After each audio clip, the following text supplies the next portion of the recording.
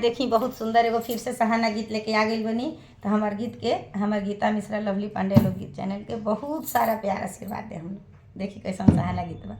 बहुत पुरान गीत है लेकिन बहुत मजा आवेला पुरान गीत सुने में ही। नया गीत तो लोग गाना पगावता तो अच्छा लगता, लेकिन पुरान गीत में जो मजा बा पूरा नया गीत में मजा नहीं। फुल वीडियो सुना हम लोग तो अच्छा लगे। हाँ अच्छा लगे। अरे कोठा